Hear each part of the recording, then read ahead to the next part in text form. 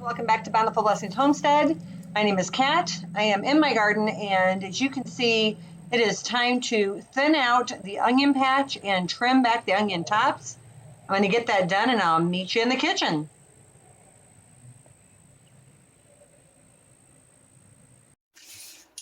Okay, we have a mountaintop of green onion tops here. These, you'll recall, I cut off of my onions out in the garden to allow for the onions to expand, hopefully, the bulbs, instead of putting that energy into growing these leaves. So what we're going to do is wash these off. I'm going to take them over to the cutting board and I'm going to chop them up. And then I'm going to measure them. We're going to make pesto with these today. And for each recipe, I need 6 cups of chopped onion tops. And so what I think I'll do first, since I have so many of them, is I'm going to chop them up and then I will put them in 6-cup kind of measurements so I can see how many I need of each of my other ingredients and I can kind of combine it all then. So we'll get started with washing these up and getting them chopped, and then I will come back and talk to you about the next step.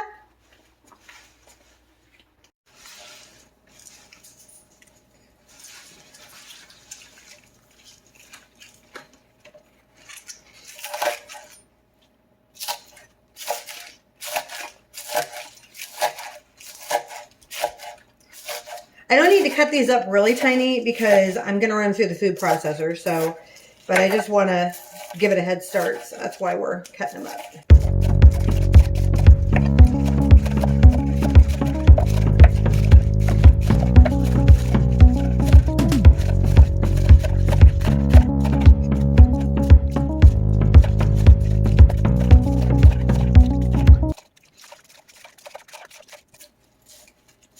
Okay, so this was one like colander full when I washed them. Let me grab a measuring cup.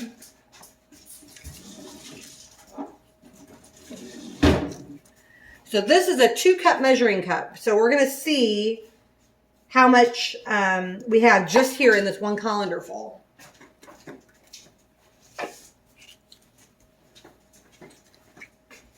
So we'll pop it back in here. We'll see what we got. This is a 2-cup measuring cup. So there's 2,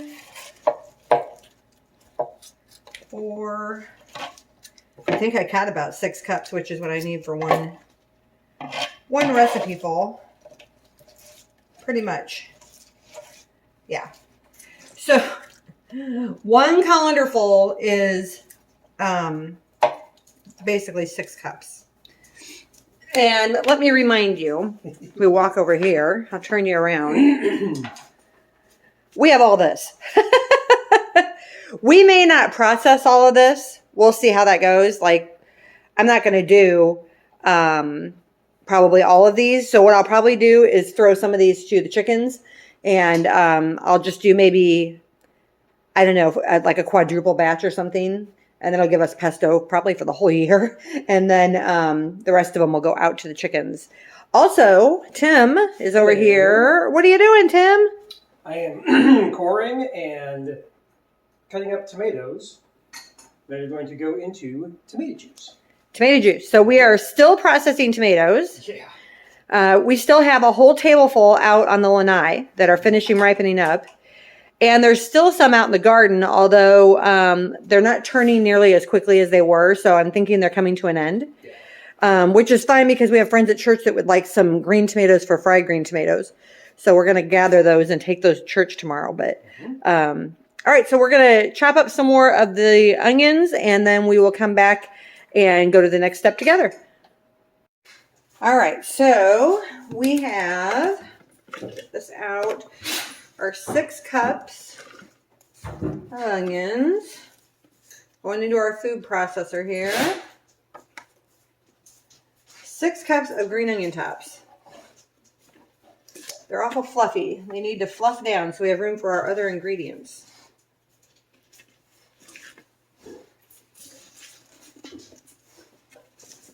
I think I'll chop some of these down a little bit.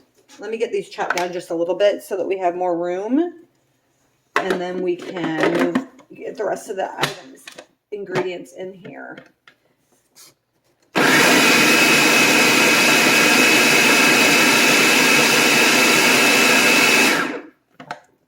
There we go. Now we have more room.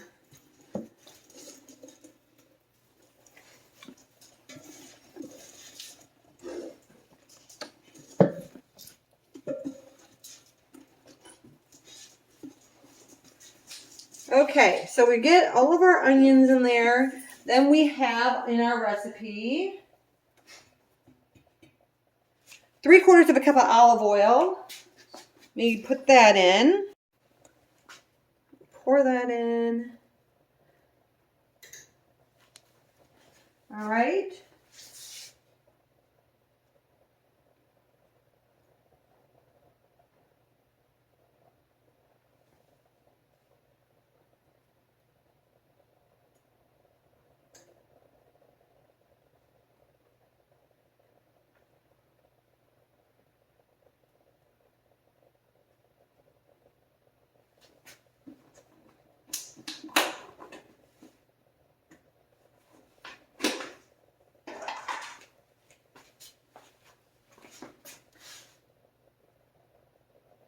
We also need 3/4 of a cup of Parmesan cheese.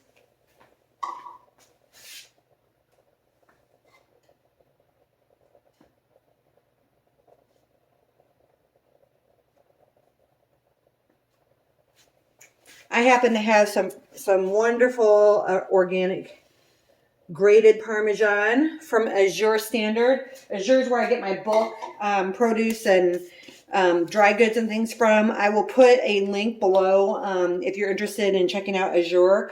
It's a really, really fantastic program. I'll have to do another video on Azure pickup because it's really cool. We also need a teaspoon of kosher salt.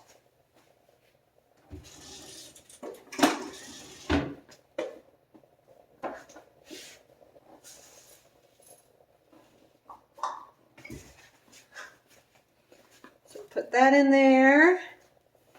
And a tablespoon of lemon juice.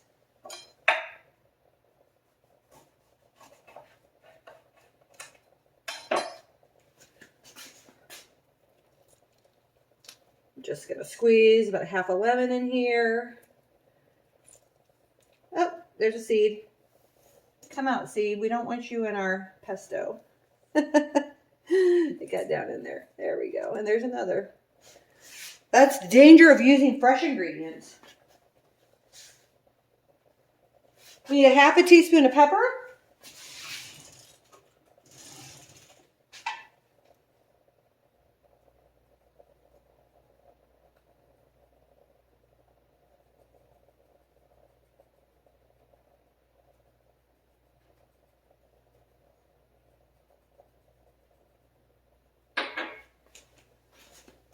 That in there.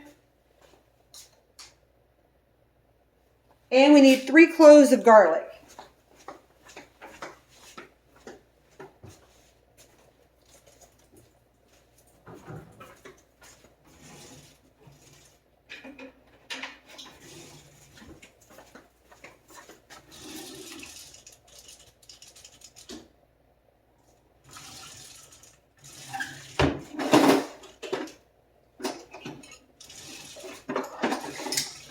I love this tool. It's from Pampered Chef, but I'm sure that you could get them from other places as well. But this tool is awesome. You put your clove of garlic in here. You squeeze it. All the garlic comes out minced for you. It's a garlic mincer. And then inside it leaves all of the paper wrapping and the husk and everything. So I'm going to take that out, put another clove in. So I really love that. It makes mincing garlic quick and easy. So that's 2 cloves.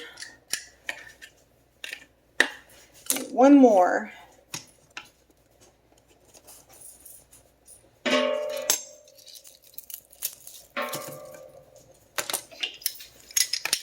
Oops, it fell out. There we go. All right. Number 3. All right. We have one more ingredient that you're going to find really interesting that goes into this pesto, and that is toasted walnuts. The toasted walnuts are going to, the nutty flavor is going to cut back on the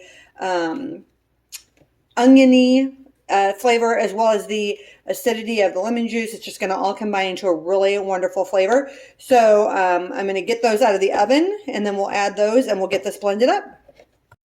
All right, we're going to add our 1/2 cup of toasted walnuts.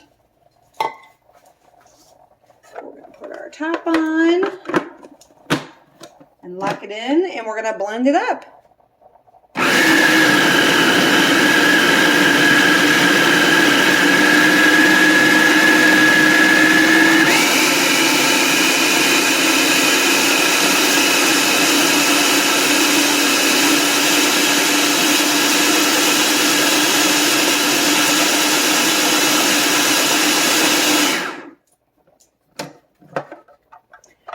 Okay, now, I'm a big baby and I don't eat green things.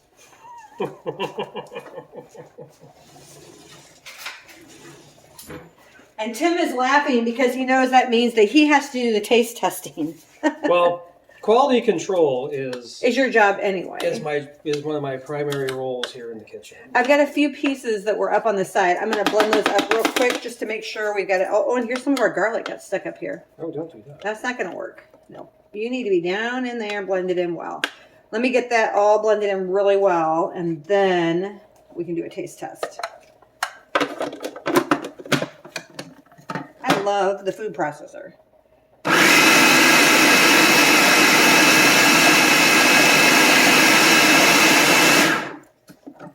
Our Great Dane does not love the food processor. Okay, Timothy, you can try this.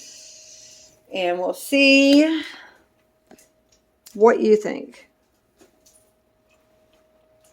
Does it need some more salt, pepper, anything?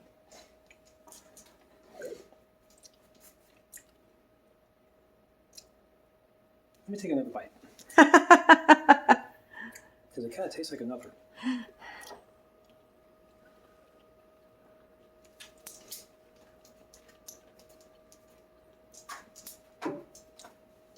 I'm not sure it really needs anything else. It's good, huh? Yeah. Yummy? It's really cool because the first bite it's smooth. I mean, obviously, since you're food processing it, and then the walnut kind of kicks in, which I hadn't expected. But then it's got and then the garlic, and then right towards the end is the green onion. So it's got kind of that green onion, like spicy kick to it. But it's not overbearing. But it's really that's good. You like it? Yeah, I do. Good.